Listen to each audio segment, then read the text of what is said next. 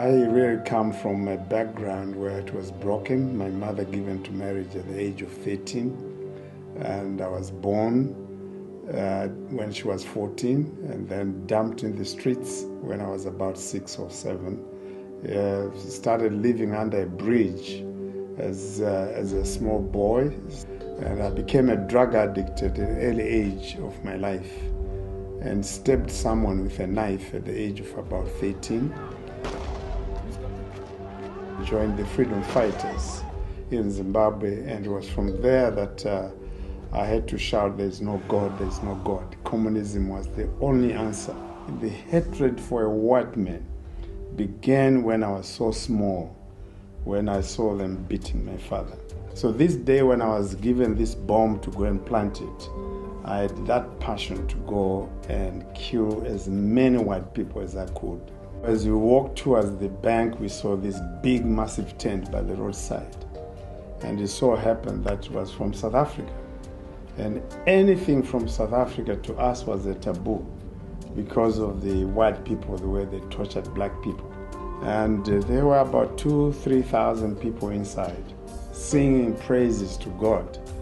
But we got there, and I said, surround the tent in twos every corner.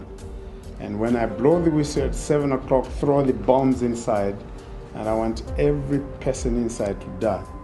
If one person escapes, I'll give you a gift of a bullet in your head. He said, okay, Steve, we'll do that. I said, well, since we've got 5 minutes, maybe let's go inside for 2 minutes only to look at the people we're about to kill. So we went inside with our weapons in the paper bags, sat right the last bench at the entrance like it was left for us. They were singing choruses, but my friends, we started singing out of tune to disturb the meeting. And one preacher came and touched my shoulder and said, please boys, keep quiet. And I pulled out my knife. I said, preacher, if you ever touch me, I'll kill you right now. And he left me. And all my gang turned towards me with shock of their life.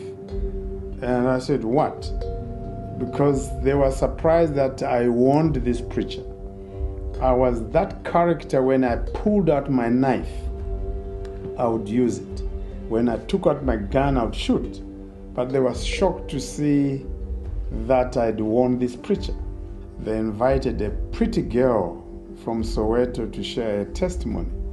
And that girl put me off balance completely because she was gorgeous.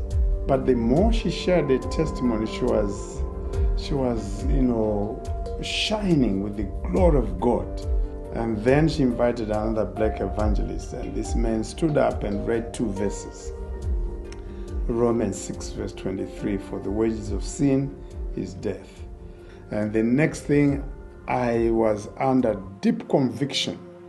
And I was crying like a little child. The whole tent looked backwards as this boy was crying.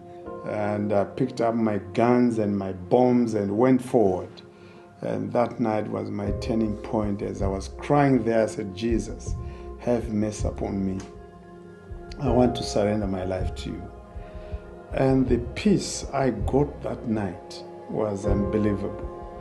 No language can ever explain the peace and the joy I experienced that night. And that was my first time as well to laugh.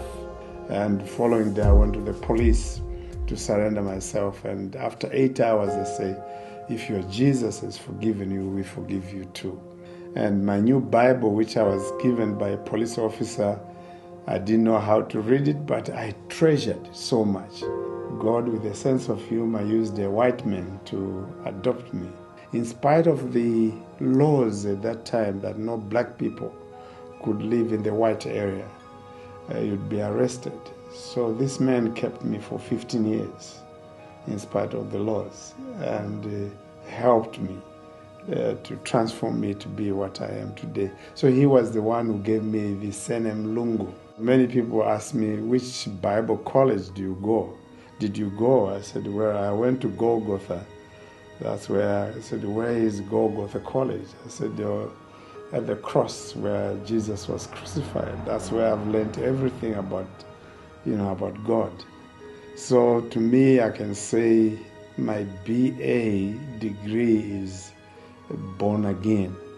God has taken me around the globe, preaching the gospel, meeting, presidents of different countries. They invite me, pay for my ticket, and preached around the United States, almost every state. 2 years ago, I was preaching at Pentagon to the CIA intelligence. They said, "You are the first black man to preach here."